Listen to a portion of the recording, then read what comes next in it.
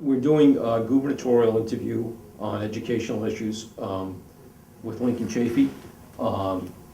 Senator, do you want to make any opening comments relative to education before we start with the questions? Sure. I'm very proud of my record as a mayor, and when I came in as mayor, we had a terrible teacher dispute in my city of Warwick. I was able to settle that. Ongoing labor stoppages and strikes and even the jailing of teachers was occurring when I came in. We were able to settle that to the satisfaction of the taxpayers of Warwick, because I was re-elected right after the settlement of that teacher dispute. And then when the economy returned to my city, we took that money and put it right back into our schools as revenues came into the city as a result of the economy coming back.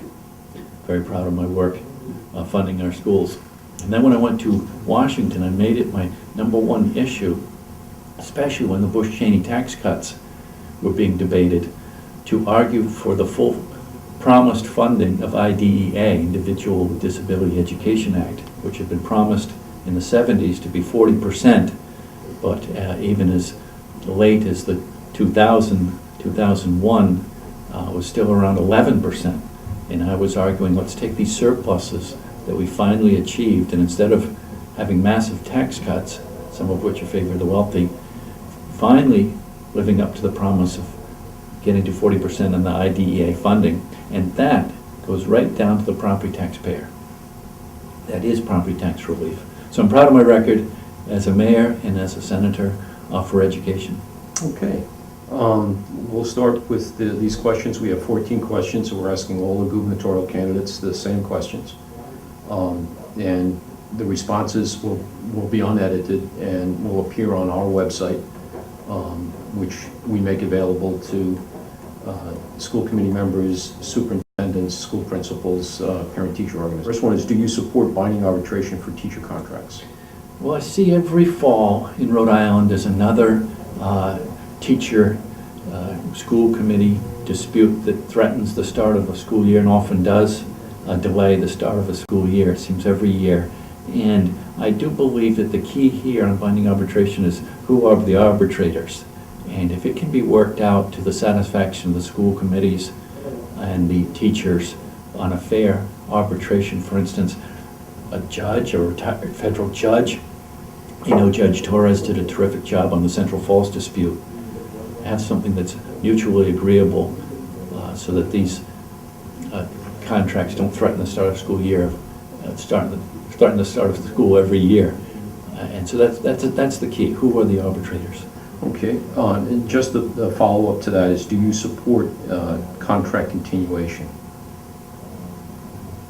where the two sides reach impasse and the existing contract continues until a new collective bargaining agreement is negotiated? Well, so Judge Silverstein has ruled on that, correct, Tim, in that the existing contract is not in effect. When I was in Warwick, it was. The teachers continue to work under the expired contract. But I think that the courts have ruled differently since then.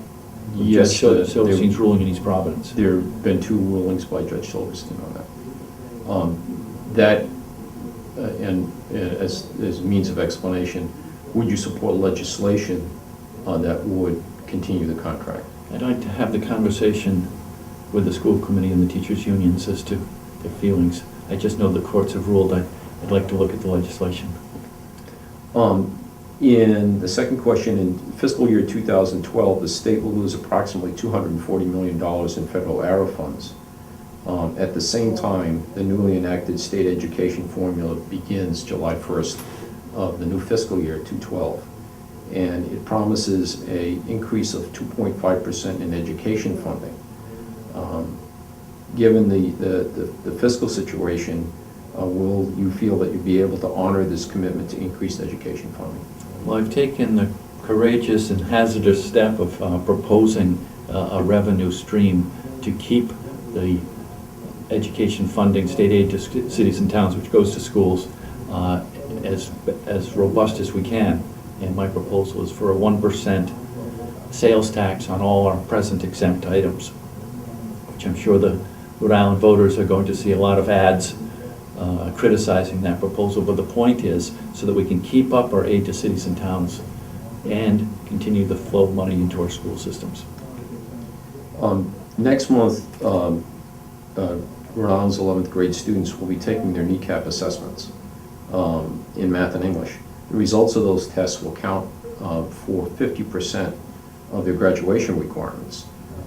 Past performance on the test indicates that thousands of students may not receive a passing grade and could be at risk of not graduating. How would you address this particular issue? Well, I know there's a lot of controversy about the testing, and even advocates that were strongly in favor of the testing have started to change their mind about the effectiveness of it. And here's a perfect example.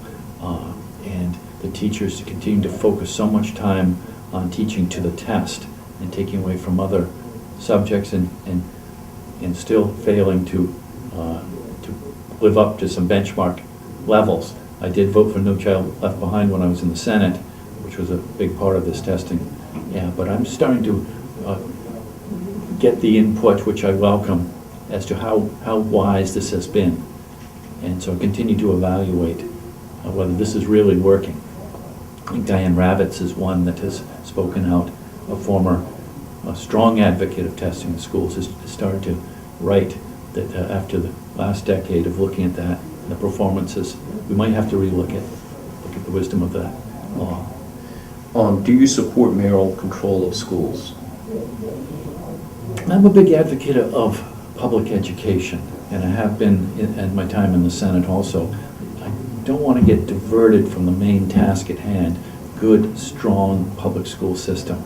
And that's where my focus is going to be as governor. Would you repeal the Carullo Act? Again, that's have to work with the school committees and the unions and the legislature to assess whether that has worked in our best interest. Should city and town councils ratify or negotiate teacher contracts instead of school committees? This is another suggestion that's been around for a long time. The school committees, which is why the Carullo Act was put in place, and I'd have to consider that one also. It would essentially abandon the school committees, so that's their, or give them the taxing authority, separate taxing authority. Some communities have a separate fire entity that has their own taxing authority. I believe East Greenwich, for instance, they have a separate fire tax. Does the school committee have a separate education tax? I'd have to look at that. Okay. In your opinion, what are the keys to improving classroom instruction? Well, I'm not a teacher, but I'd have to hear from those that are in the classrooms on that subject, to be honest. I'm not a teacher, I'm not in the classroom, but I'm a good listener, and I'd like to hear what we can do. It's a high priority for me, and I'll back it up with the funding, as I did as mayor, that this is a priority, and I'll back up that assertion with the funding, and I'll continue to do that as governor. And it's not just elementary and secondary. Of course, it's URIs, Rhode Island College, and CCRI that are public education.